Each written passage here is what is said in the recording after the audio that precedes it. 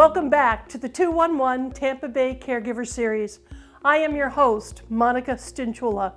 I am a family caregiver, social worker, and business owner. AARP estimates that Florida family caregivers provided $29.7 billion in uncompensated care in 2015. Nationally, family caregivers provided $450 billion of care, which was approximately the revenue that Walmart made that year. There are many occupational hazards of being a caregiver that we need to discuss today. Caregiver stress and burnout is real. 58% of family caregivers report moderate to high burden from this job. Caregivers' health may fail, employment may suffer, income is at risk, retirement savings and Social Security contributions are reduced. Caregivers reduce their work hours, pass up promotions, quit jobs, or retire early due to caregiving. Watch out for compassion fatigue. Unlike stress and burnout, compassion fatigue is also called vicarious trauma, which refers to the negative emotions that individuals feel from helping others. Compassion fatigue is rooted in the desire to help. The symptoms of compassion fatigue arise when the desire to help those in pain becomes too great. There is an explosion of compassion fatigue in healthcare workers from the recent pandemic, which is why dependable support and respite care are essential services when you're caring for a person with dementia. Women experience depression at a higher rate than men. About 12 million women experience clinical depression each year, which is twice the rate of men. Physical factors like menopause, childbirth, PMS, thyroid disease, and nutritional deficiencies in iron, vitamins, omega-3 fatty acids can all cause depression. In fact, studies show that women fail to seek treatment due to low self-esteem and personal neglect. 41% of the women surveyed cited embarrassment or shame as a barrier to getting treatment.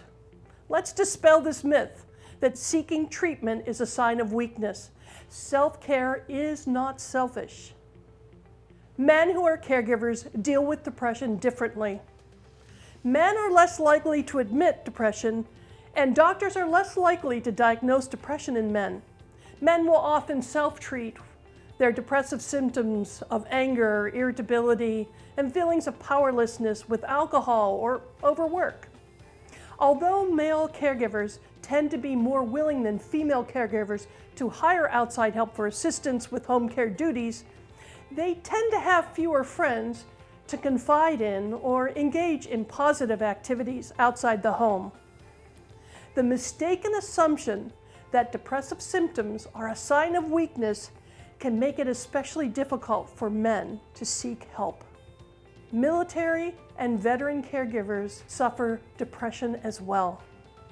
Military and veteran caregivers experience depression nearly twice the rate of non-military caregivers. The more severe the veteran's mental and physical conditions, the higher caregiving stress levels are.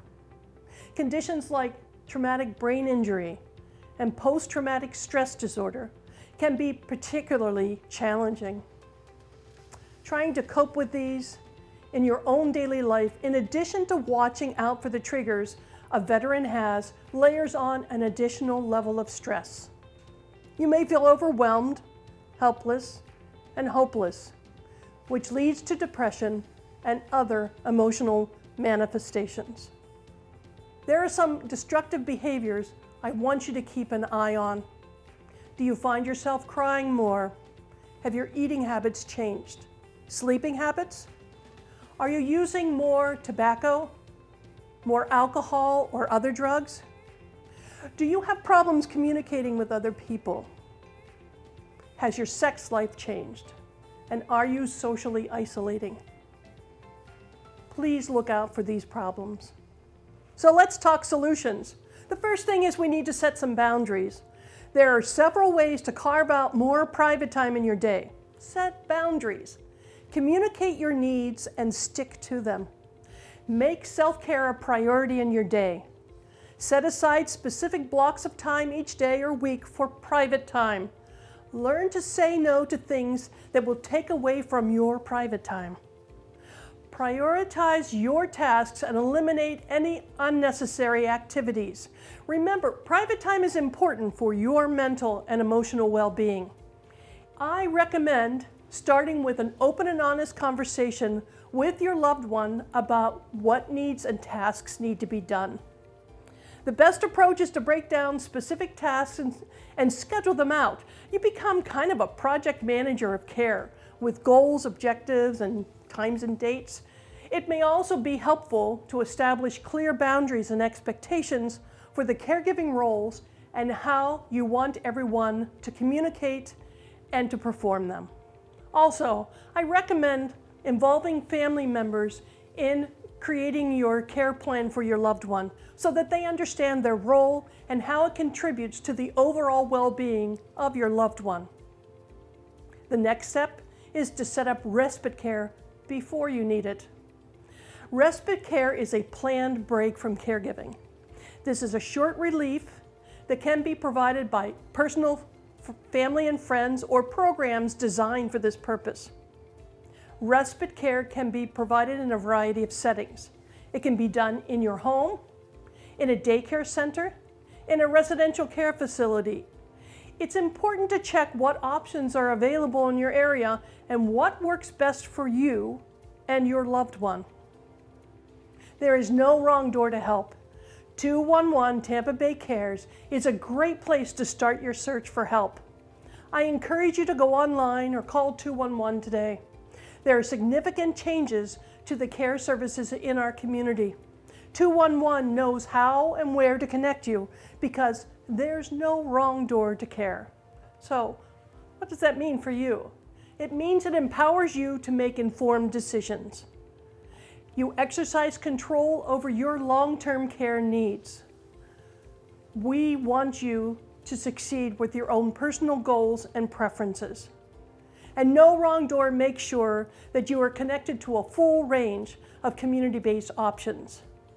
There's expanded access to services and support, and individuals there to help you navigate the care system. Self-care is caregiving. No one can pour from an empty cup. It's important to remember that taking care of yourself is just as important as caring for another person. It is important to take breaks and to make sure you take care of yourself. So today we've covered why self-care is not selfish. Self-care means taking care of your own health needs, making sure that you don't injure yourself doing your caregiving duties, getting enough sleep, making sure you're looking after your other relationships in your life, making sure that you're not socially isolating yourself or coming on some mental health problems. The best place to start looking for care is 211 Tampa Bay Cares. Call them, go online. The resources are there. Help is just a call away. Thank you.